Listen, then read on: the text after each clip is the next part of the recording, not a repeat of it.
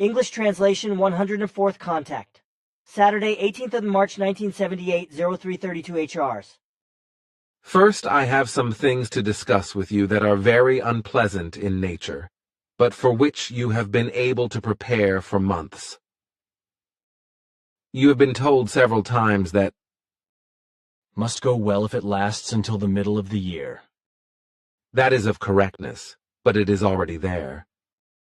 I could figure that out for myself. I was even pretty sure that the blow would come today. It is very unfortunate, but the fault lies with those concerned themselves, because they do not follow the instructions we give and do not follow the teaching in the form we expect them to. This leads them to ambivalence and hopelessness, where they also completely misjudge the truth of the matter and no longer seek that which is faulty in themselves, where it actually lies, but seek it without exception from others, which in turn leads to discord and false accusations. But I would like to discuss these issues with you without mentioning them later in the report. That is fine with me, but, there have been differences regarding the last reports. For example, you get upset from different sides because you praised my cannibal, Billy's wife's nickname, so much. But some of them got really excited about the report because you said that many of them could not understand the things you said about what happened that night when the Giza twits wanted to smash our building. Such emotions are anchored in envy and incomprehension. You may be right, but several people accused me of only praising others, but not themselves. Praise can only be given where it is appropriate. When I therefore praise your cannibal in several ways, it is based on a very good justification, as I think, although you occasionally judge everything differently when we talk about it purely privately, because you still have doubts. And as it must be, I praise her another time, for her achievements outstrip those of all others, and no one deserves such praise as she does. Her progress in every form exceeds our wildest expectations, and accordingly she shall be rewarded by my praise. But those who are therefore displeased with her are very far behind her, and according to your language, are not able to give her cold water. There is no excuse for the action of such a resentment, nor is there any excuse for the fact that thoughts reign over previous events, which are still very awake in some, and should be the reason why these previous events are not forgotten. In recent months, your wife has made progress that no longer justifies remembering old, negative events in such a form that they are considered unforgiving. But anyone who still sticks to these memories of all negative events, with the excuse that these things cannot be forgotten so quickly, is very timid, unknowledgeable, and inhibited to progress. These persons take the right, which is not theirs, to live only for themselves and to make mistakes. But they are also the ones in your group who are the least subject to the rules we have given, and who thus create strife. There is evil dissatisfaction in them with themselves and with all outsiders. But perhaps the coming time will bring them improvement and change in this respect, if they stand aside from the group for some time and only receive what the events bring, so to speak, on the fringes. It was unavoidable for me to discuss these matters with Simyase as well, but despite her regret, she also found no other advice than that a temporary step aside is the only acceptable and valuable thing, but that this time should be used for a full transformation and change. Well, I cannot say anything about that if you have that opinion. By the way, someone else said that it was very incorrect to speak of one or the other outflanking or outstripping the rest of the group in terms of progress. Besides, despite my love for my wife, I also have my doubts, as I have often told you in confidence, as you rightly mentioned earlier. And I have doubts despite the visible successes because I know her acting ability. So I only hope that you and all the others are not deceived.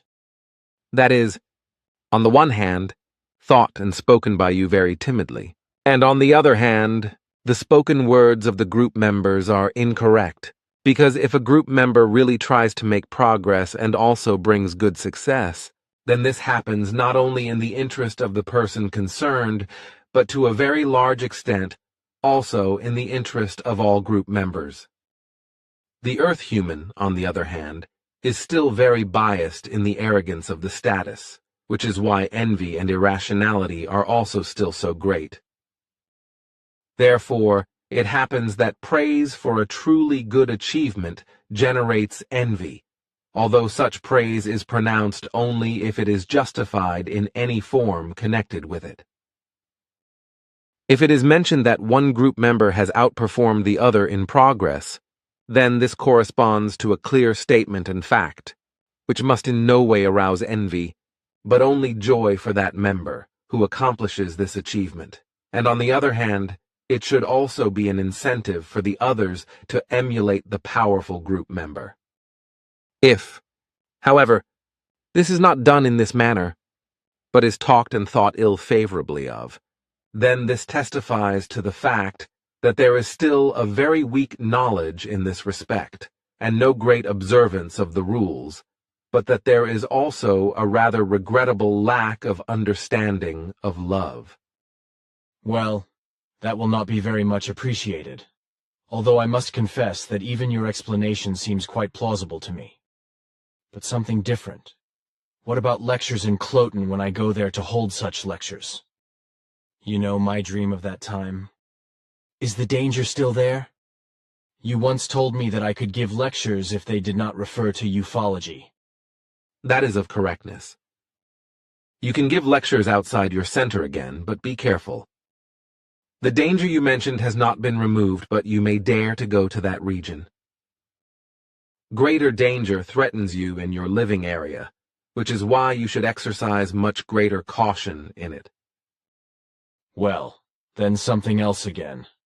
I do not know what it is about, but I should pay you Elsie's dearest thanks because, as she says, you have helped her a lot in the last few days. No thanks are necessary, but you should pass on my dear greetings to her. My thanks are also due to all the others who have made a special effort to carry out our mission. Thus Engelbert is to be mentioned, who is constantly striving very hard, as well as Elsa Guido and your wife, who are always striving very hard for all kinds of concerns in connection with your center. Engelbert deserves special praise for his hard work without complaints regarding the production of his writings, whereby his wife Mary and his descendants often help him in the final processing, and I would like to express my gratitude to them for this. However, Bernadette, to whom I would also like to express my gratitude, is also involved in many activities, as is Jacobus, although he often causes me, and also Simya Se and Ptah, serious worries, especially recently, which is why I also had to reprimand him recently. Nor should we forget Claire, who has distinguished herself here and there through manual activity up to now, but who has been causing us a great deal of worry for some time, and especially at present. She should make an extremely concentrated effort to change, because all evil lies in her alone. I know that, my son, and I also explained it to her. It seems, however, that my explanations were fruitless, because now she is even deeper in the bind. Your explanations to them are known to me, for I tried to monitor them myself. It is very unfortunate that she does not follow your advice and does not accept your words. Mistakenly, she digs her thoughts into forms of remorse and fear, although I know you have explained everything very truthfully. But if she does not change very quickly and follow your advice and explanations, everything will collapse for her. In order to achieve success, however, she must become more truthful, and not only build a feigned solution on third and half things. It is pretty bad with her, but the mistake lies with her alone. Today, I even expect her to absent herself from our regular group meeting with a half-truthful cancellation, because last night I caught such impulses. And I certainly was not mistaken, but Quetzal, We would better talk about these things later. I already spoke about this at the beginning, but there is still something to say. Every group member should in future make a very strict effort. On the one hand, to strictly follow the given rules of order, but on the other hand also, to make an effort to take up the teaching completely through an exact study and to live by it according to the given possibility. Only in this manner will each member of the group do justice to our entire and all tasks in the individual case and in the community. In every respect, much more attention should be paid to what I have to say and what I explain, and inappropriate speeches that I am too harsh in tone should be avoided.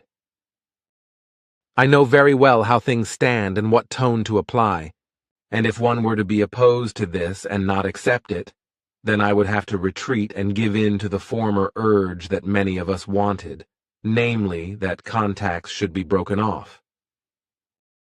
It is not acceptable for reproaches to be made against us in relation to our tone and conduct when we are right.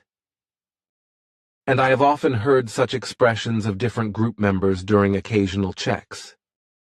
The Earth human, and also many of the group members, is not yet so mature that he would be able to act without decisive provisions, according to which it is urgently necessary that tougher demands be made, which will also happen from Simya-se's side when she returns here in the middle of May and continues her task.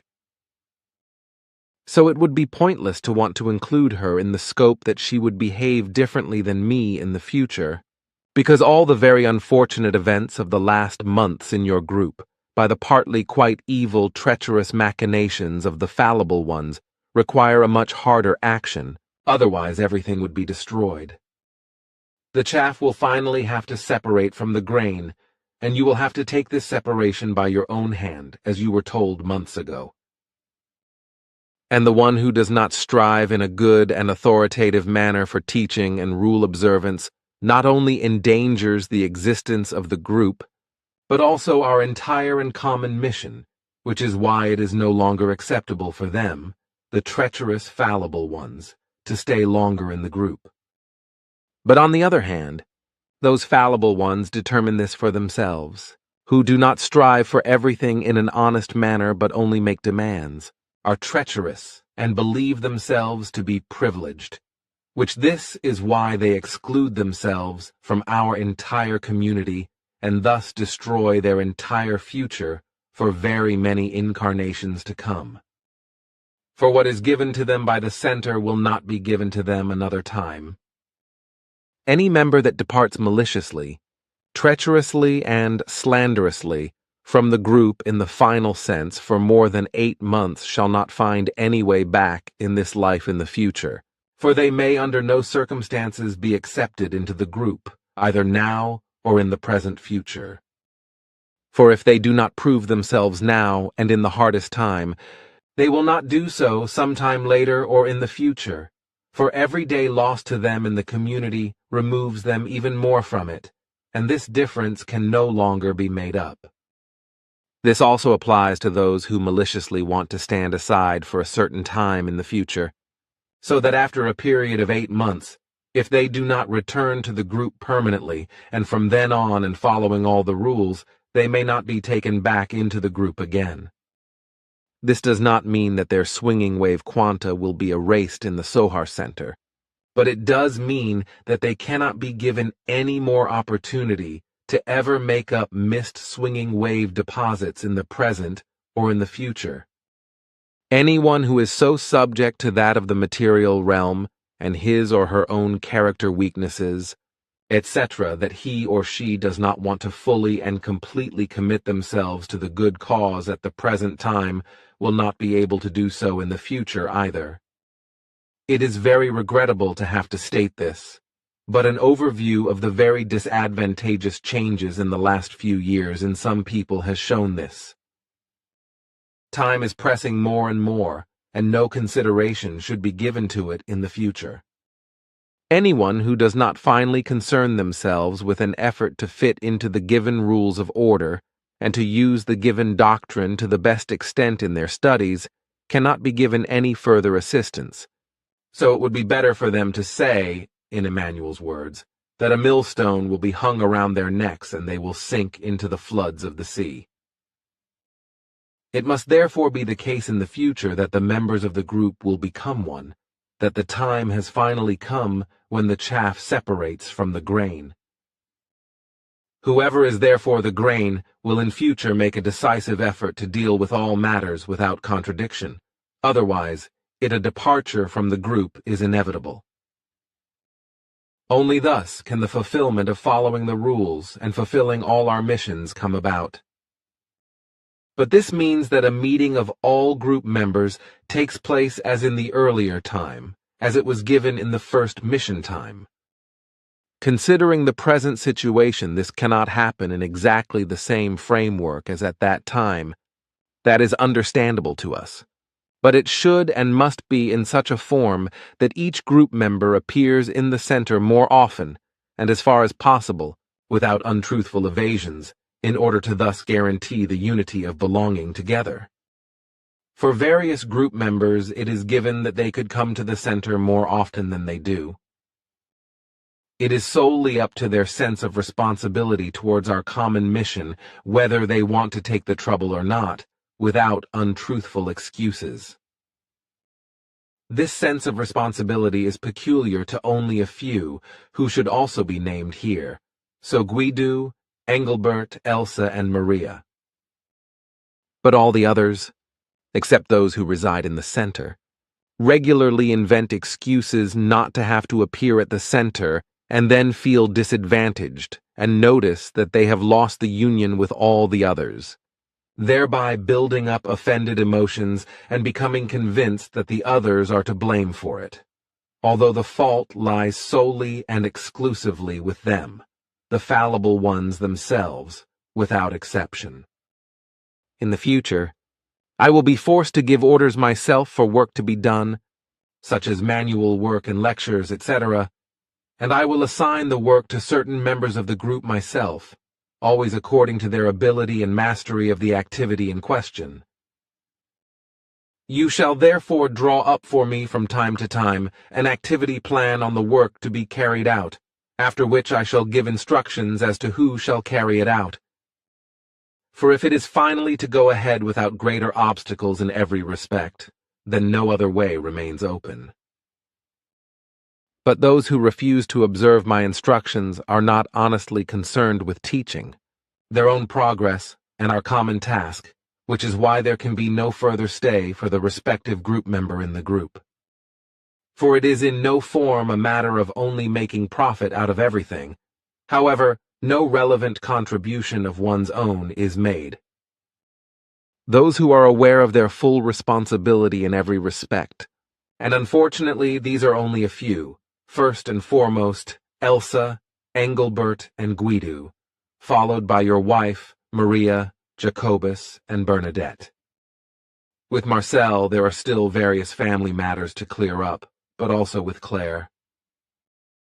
With the others, the sense of responsibility is very deep, but so is the sense of togetherness. I am very sorry about the whole thing, but it turned out that no advice is successful, and I therefore have to take over the necessary instructions. That is all sorts of things, my son. But it will be like that if you say so. It is also really urgent that something should finally be done. Otherwise our lot will rush between all the chairs and benches another time. That is of correctness.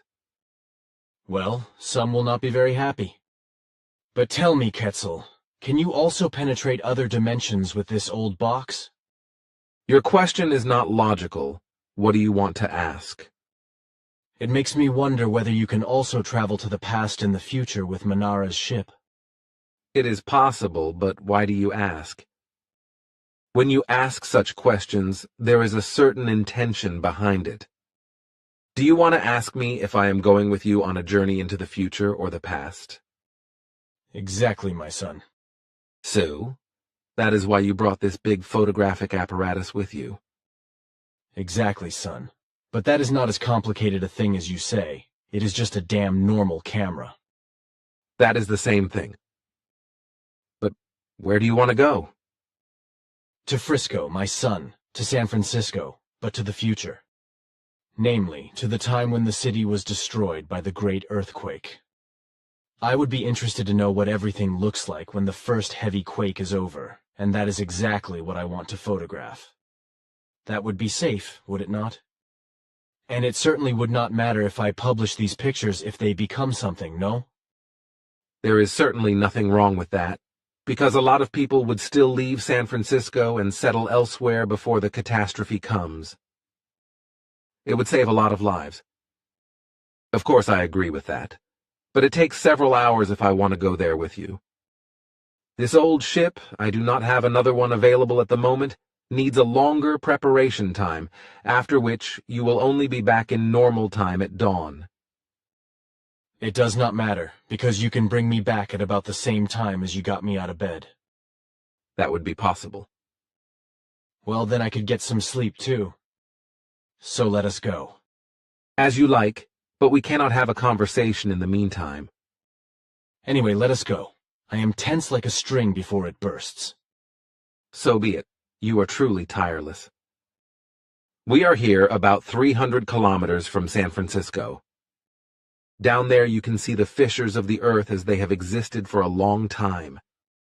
What you see are expansions of the so-called San Andreas Fault, which has bulged up to the Earth's surface. Can I photograph that? There is nothing wrong with that, except that you could also put it on film at your present time in 1978, because the changes are extremely small and hardly noticeable on the photos. Nevertheless, I would like to photograph it. Then do it. Come here.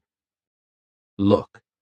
Here this floor hatch, as you can see, after the plate has been pushed aside, it releases this very finely dotted viewing plate, through which you can look directly outside. You can photograph through it. I do, Quetzal, but you know that when I take pictures in the ship, they are always very blurred afterwards. Is there no other possibility? Do you know that I might be able to get off? You have the best overview from above, here from the ship. On the other hand, this time you will bring sharp and clear pictures onto your film, because the propulsion of this ship does not affect your film by radiating.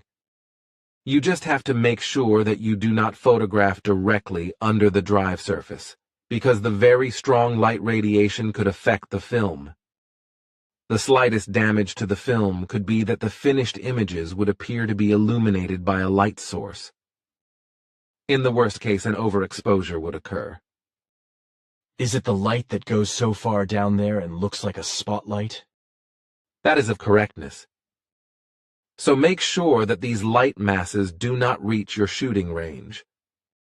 I will try. Are you finished with your work? I am, my son. Maybe I was not careful enough about the light. Somehow it seemed to me as if I had always seen a glimmer of light in the lens. Then try again. No, let us go to Frisco first. I only have one film with me and a normal negative film. As you like. Move away from the hatch. So good it. Man, that is crazy. Look, everything is burning up ahead. There is San Francisco. Well, here we are. Now take your pictures. Man, Quetzal, that looks a lot worse than I thought. But listen, somewhere there must be a structure known as America Building or something like that. Take me there.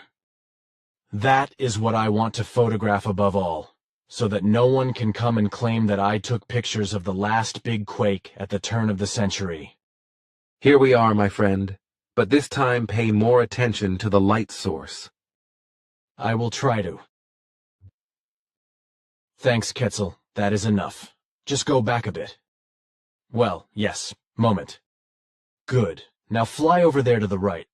Good. Thank you. Man, that is gigantic, the horrible destruction. Thank you, Quetzal. I have some pictures again. That should be enough. Please fly back again to the funny bulges of the San Andreas Fault. As you like, but keep in mind that we are already exceeding our time, and I have to make the preparations for the return journey. All right, Quetzal. You can start as soon as we get there. I want to see everything again. how quickly half an hour passes in the future. The time is the same. It only appears to you much shorter through what you have seen. Of course, I know that. Ah, here we are. Just do your job now. So, my friend, here we are again. We are here about 30 minutes earlier than you left your warm bed. Then we can use the rest of the time to discuss those issues you wanted to keep secret. That was also my intention. Well, then I have 2 or 3 questions before. First, about Coney. What about his times in the center? My calculations gave him very extraordinary data, according to which he had to follow every second day for 2 months for the duration of 3 hours and 58 minutes of the power release. In case of a failure, he would have to make up 19 whole periods. The times are calculated from today, starting at 0:45 Hz. Man, that is all sorts of things. Is it really that bad with him? Unfortunately, yes, because he did not trouble himself to learn everything. On the one hand, he lacks the necessary initiative and energy, and on the other hand, he is so bound to material interests that this part is much more important to him than his life. I thought something similar, and especially in this respect. I am sure that he will not come again today he will have some kind of lazy excuse. And if that is the case, then he can give me as long as he wants, because then I will let him go. Let him then see where his next incarnation and the following ones will lead him. If he already has to catch up 19 times for a missed time, and that within only 2 months, then that means that he will not be able to do that. Because with certainty he is already absent today, as I already said. Slowly, you also seem to become reasonable in certain things. Why? That you no longer unnecessarily go into the unreasonableness of those who do not strive for everything in an honest form. You should really be less indulgent, but show a certain hardness. You would have much less trouble and worry to cope with. In the meantime, I have recognized that, and I will behave more according to your advice from now on. But now my second question. Regarding work performance. Are you really convinced that it is unavoidable that you give the necessary instructions yourself? That is not a question, because it is our unanimous decision. Unfortunately, there are only a few group members that I can exclude from these orders, because they truly become aware of their duties in a remarkably good form and with a great sense of responsibility themselves and, as a rule, unsolicited, such as Elsa, Engelbert, Guido, your wife, and Maria. Furthermore, Bernadette, Jacobus, and Claire are also educated in this respect in good form. So this means that you want to exclude the aforementioned from your orders? That is of correctness, because their sense of duty is very well developed, except for Claire, who has to make a lot of effort, and not only in these matters. However, her sense of duty begins to work, which is why I also had to name her. I think that is very fair, my son. But listen, you twit. Our dear Elsa is not Elsa with us, but simply Elsie. Please also call the girl that. You know, Elsa sounds so strange. I am happy to comply with your wish, so Elsa is Elsie. Well-roared lion. Elsie will also be happy about it, but so will my cannibal and everyone else. And if I'm already with Elsie, do you have any idea how the name Kalanka or Kalanka could be related to her? You ask me about things you should explore yourself. I did, because otherwise I would not know that name. I do not understand. Is that really not understandable? I just told you 2 names, and I figured them out myself. Oh, of course. You confused me. The name Kalanka is correct. About 2,000 years ago, this was a nickname for the personality of Elsie at that time. This is an old Russian Greek name, and it is not pronounced with the written K, but with the letter G. This nickname was given to her because the family of her father was called Kalanka. Her own name at that time was Magdalena Elizabeth Maria. I know that, thank you, but you confirmed it to me anyway. You know, I should have been doing research on everyone's earlier data for a long time, but I just have not found the time yet. By the middle of this year, you should nevertheless manage it. But you are running out of time, so I will help you. Therefore, make sure that you have the necessary life data from all group members by the 3rd of April, then I will assist you. And if I do not have this data, by which you mean the curriculums, by the 3rd of April, then what? But of those who have no data by that date, no research will be done, with no exceptions. We must finally be consistent in all things. Quetzal, is that your last word? No doubt. But now hear what I have to say to you.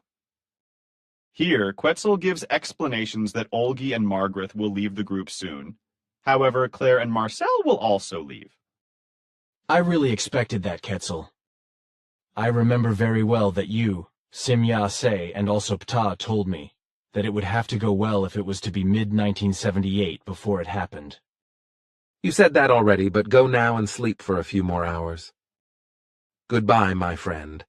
And before I go, I would like to send very dear greetings in loving solidarity from Simya Se and Ptah to all group members, whereby also the fallible ones shall be included. Thank you, Quetzal. Thank you very much. Take care now, and let us not wait so long for you again. We will see. Goodbye, and do not worry too much about what is coming, not even about those of this evening, because despite everything, this currently very regrettable matter will still result in good fortune. Bye, my friend. You are a damn nice guy. Especially pay my dear greetings and wishes to your cannibal. She was very brave and did a wonderful job. And what I still want to say, I also greet Elsie and Bernadette lovingly, and I thank them, whereby especially Elsie very well knows for what. But Engelbert and Jacobus should not be forgotten either, nor Mary, who stood by you that night as— Man, shut up. So you have said that right again. But what do you actually say to that, huh? It is very remarkable how you are constantly working day and night, seemingly without getting tired. Is that all? That is all I have to explain. You just accept it? Why should I not? You have done a job that serves all our missions, and it was your only solution. Quetzal, you are just a piece of gold. But why do you actually know about this not exactly easy work? Engelbert did not keep his thoughts under control, which is why I was able to register them. He thought too much about me. Okay, then everything is clear. Nevertheless, you should only work so hard in emergencies. These are absolute exceptions in this crazy form. Engelbert was completely exhausted after work and soaked with sweat. That is how he worked. This is also understandable. I myself would not be able to do such a hard job, which is why I would use my equipment. You easily say that. But we still have to use quite primitive tools. But now take care, I am dog-tired. Goodbye, my friend. Enjoy a restful sleep. The San Francisco earthquake photos by Wendell C. Stevens. The mysterious time photos of the future destruction of San Francisco in a great earthquake have always been highly controversial. That is, Lee Elders, myself and Britt Nielsen, were at the farm in Schmidruti one evening in 1978, when Mr. Meier mentioned time travel and a trip he had taken with the Pleiadians to view the great San Francisco earthquake predicted for the future, which he said he had been allowed to photograph with his own camera. We of course insisted on seeing the photographs, and continued to do so until Meier left the room and came back with one of those Photoshop store return envelopes in his hand. It contained the pictures still in it, together with the negatives. He had taken these pictures on negative film, in contrast to his earlier photographing of the spacecraft on ASA 100 positive slide transparency film. He opened the envelope and spread out 11 color prints on the kitchen table there.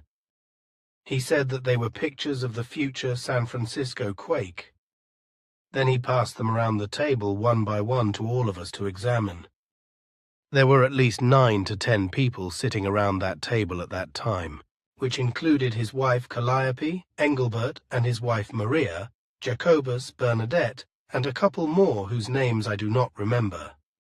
I carefully studied each picture as they came to me, trying to recognize familiar landmarks and buildings, and any prominent new structures I had never seen before. I looked carefully at cars shown in the streets below for style, and any configurations not familiar at the time. I did see smaller cars with smoothly rounded corners and no external projections, and some of these had half glass and others full glass cabin tops, making them look more like bugs than boxy cars. I saw the World Trade Center building cracked through its steep pyramidal shape from upper right to lower left, from the viewer's angle, and another big rectangular building with higher rectangular towers on either end, collapsing in the middle and taking the 2 towers down with it. There was shooting flame, black and light smoke, and water and gas spewing from broken pipes, and there was a lot of dust roiling out from the collapsing rectangular building. We passed the pictures around a second time, and we all studied them again, and then Mr. Meier collected them up, put them back in the envelope, and took the envelope back out of the kitchen once more. We were all in shock at what we had just seen, and discussed it only briefly before that meeting broke up, and all went to bed for the night. A few days after that, Meier was summoned to a new contact and was asked to bring the photographs with him, which he did. The visitors wanted to have their scientists look at the pictures too, and they took the negatives and prints with them. When Meier tried to get the pictures back, he was rebuked for showing them to us without their approval, and against their instructions not to do so until after the event. Those pictures have never been returned to him. Thus, today, we do not have any solid evidence that those pictures were ever taken. A year later, on another trip to Switzerland, our attention was called to an article in a copy of the European edition of Geo magazine, which carried a painting of the future destruction of San Francisco that was remarkably similar to one of Meier's photographs, the one showing the steep pyramidal World Trade Center building coming down. I was amazed at the close similarity to the one I had seen in Meier's house the year before, but could not re-visualize the detail seen well enough to make a valid comparison. I later obtained copies of the GEO magazine, and then remembered that the article there, only one painting of the destruction, bled over 2 pages, whereas I had seen 11 pictures in Meier's house.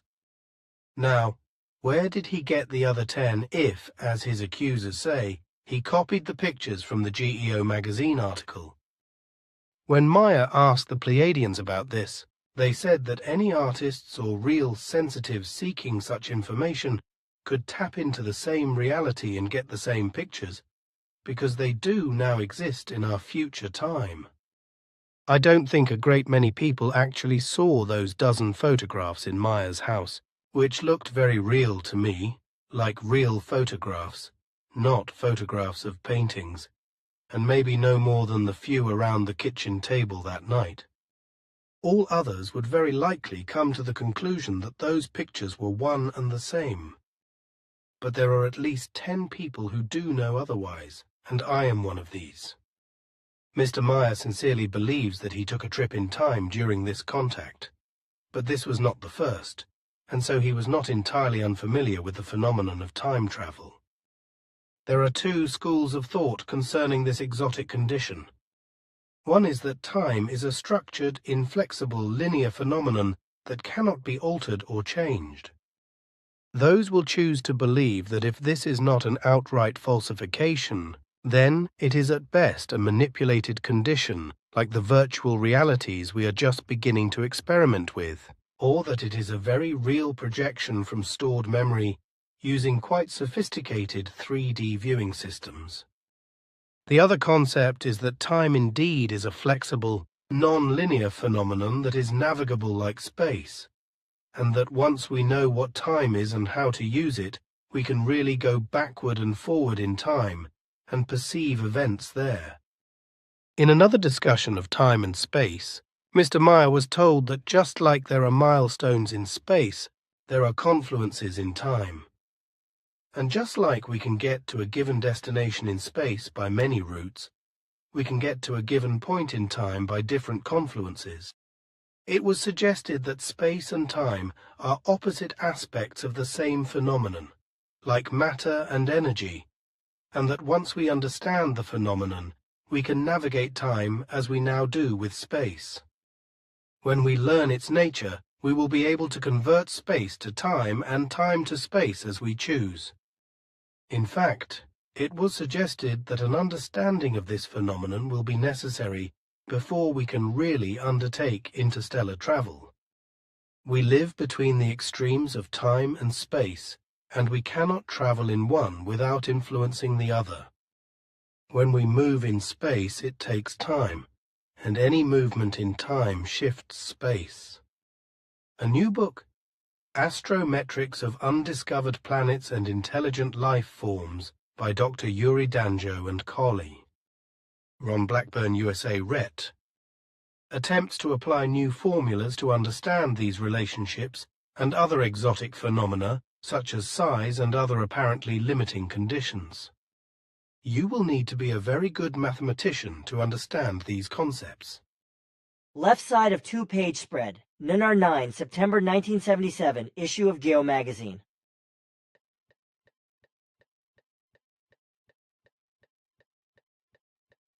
Right side of two-page spread. NUNAR 9, September 1977, issue of Geo magazine.